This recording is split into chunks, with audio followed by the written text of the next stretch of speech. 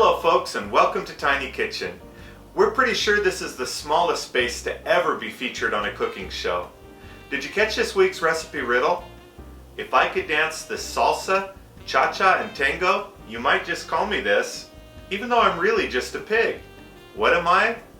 I'm spicy pork. And today, we're gonna fix spicy pork stir fry. One of the easiest dishes you're gonna make and sure to please. For our ingredients today, we're going to use cubed pork loin chop, broccoli, a little bit, not much, of chicken broth, great China seasoning, minced garlic, minced onion, a little bit of hot Thai pepper, and sweet pepper for color and a little bit of added flavor. And for our equipment, just a wok. Let's get started. Now remember, with wok cooking, you want to have your wok over medium-high to high heat. The object with Chinese cooking and other Asian cultures is to cook fast. Keep your food constantly in motion. So we're going to start with our minced onions. We'll get those moving, and we'll also add our garlic. Now you can see inside the garlic bowl there are 4 hot Thai chili peppers, and how spicy our pork is dependent upon how many of those we put in. Our namesake today is spicy pork, so let's go for it. Let's put all 4. And that's going to make this a hot dish. Now remember, a well-seasoned wok does not require oil before cooking. We'll give it a little bit of oil as maintenance afterwards. But to start up, it's just completely unnecessary. We're going to go ahead and toss our onions until they become a little bit translucent and the garlic starts to brown. This is going to take about 2 minutes. And the thing I love about wok cooking, especially wok cooking that starts out with these ingredients, is it smells good enough to light your taste buds already. And we haven't even put anything in it yet. Okay, you can see the onions just starting to become that clear translucent color. Garlic is starting to brown. And can you see at the bottom there's liquid forming on the bottom of the wok? This particular dish makes its own sauce. There's really not anything that you have to add to it. We'll put in a little bit of chicken broth so that it stays moister for longer and we can have this for leftovers tomorrow. But if you have a large family and you're going to eat this tonight, there's absolutely no reason to add any additional liquid. We're going to go ahead and put the pork in now.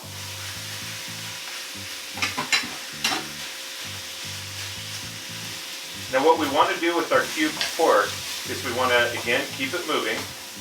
We want to almost cook it through, but not quite, before we go to the next step. The reason is we don't want to overcook the pork. So after we add in our vegetable and our spices a little bit later, we want to make sure it has a little bit of room to finish cooking. Our spice tonight is going to be Tiny Kitchen Great China Spice. And why don't we put it in now? The reason that we don't want to put it in now is it's a very aromatic spice. It has cinnamon, fennel, pepper, and other very aromatic seasonings. If you put an aromatic seasoning into a recipe too early, it tends to cook off all of the wonderful scent that's associated with it, and even some of the flavor. So we want to bring this spice in a little bit later in the program, so that when we're done, all of that wonderful deliciousness, wonderful smell is still there.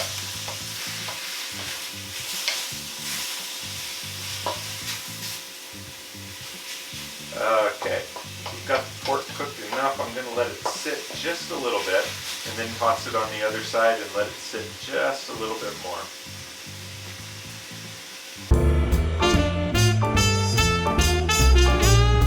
Let's field the questions from readers this week, this time from Salt Lake City, Utah.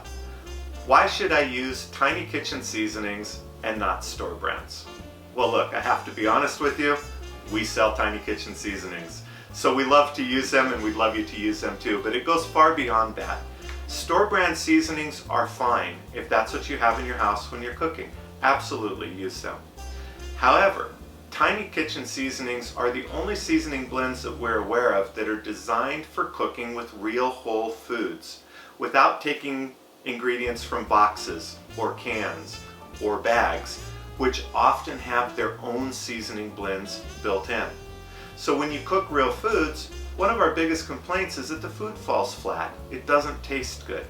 Tiny Kitchen seasoning blends are designed to marry the flavors of real vegetables, real meats, real fruits, so that you get that pop and a flavor that you're happy to serve to your family, to guests. And many of our dishes have even been called restaurant quality, and one has even been liked by Master Chef.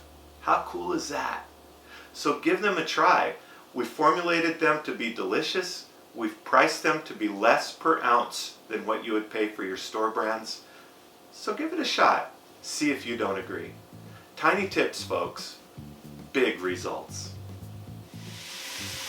Now at this point, if you see pieces that aren't yet cooked, go ahead and turn them over and push them to the bottom of the pan. We want to make sure that we cook this all the way.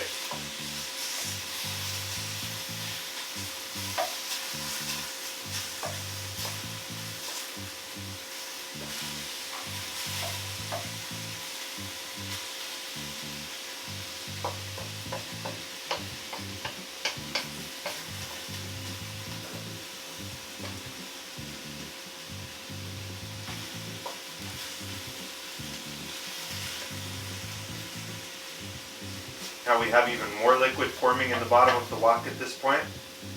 This is actually coming from the fat in the pork. From time to time I get people asking me about added fats and the need to add healthy fats into your food. And the truth is, there's plenty of fats hidden in the food that you already eat. There's really no need to add more in order to stay on a healthy diet. Most of the fish that you cook includes fats. Pork has fat. Most foods do, even many of your vegetables.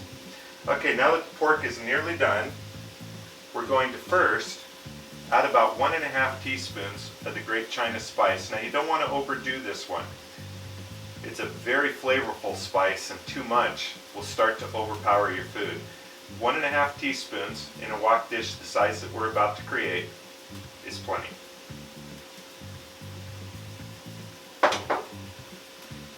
And then I mentioned, because we're going to plan on having some of this as leftovers, we'll add in 1/4 cup of chicken broth. And we'll let these flavors simmer all around our pork and our onions and our garlic here.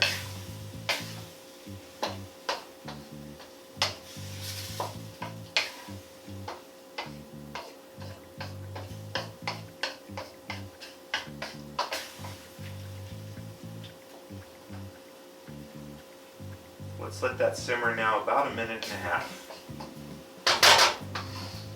Alright, now if we pick a piece of the pork and we open it up just by cutting it in half here, what we're looking for is for it to be nearly white, nearly all the way through, which it is. It looks beautiful on the inside. So we're going to go ahead and put in our broccoli and stir this up.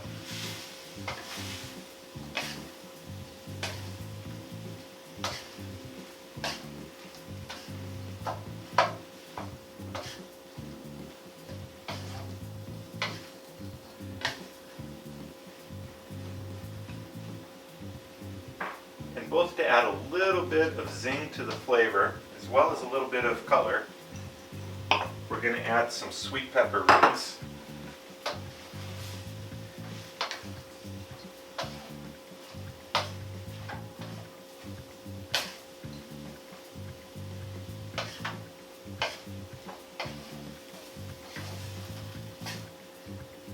And that's it, folks. About 10 minutes prep and about 10 minutes cooking, and you're ready for dinner. Isn't that beautiful? It smells just delicious. When you try this at home, I really think that your family's gonna love this. If I could dance the salsa, tango, and cha-cha, you might call me this, even though I'm really just a pig. What am I? I'm spicy pork. And I really hope you love today's spicy pork stir fry. For the full recipe, look to fatfreewithme.com. And for Tiny Kitchen spices, look to shop.fatfreewithme.com. Can't wait to see you next week, folks. Take care. Thank you so much for watching, folks. If you've enjoyed your time with us, please take a moment to subscribe to this Tiny Kitchen YouTube channel. While you're at it, check us out on Facebook at facebook.com/ffwmtinykitchen. And heck, while you're there, post us your photos when you cook this dish. If you're interested in the Fat Free With Me weight loss program, please visit fatfreewithme.com for more information. And to find out more about Tiny Kitchen spice blends, please email us at customercare@fatfreewithme.com for information. Thanks a lot, guys. We'll see you next week.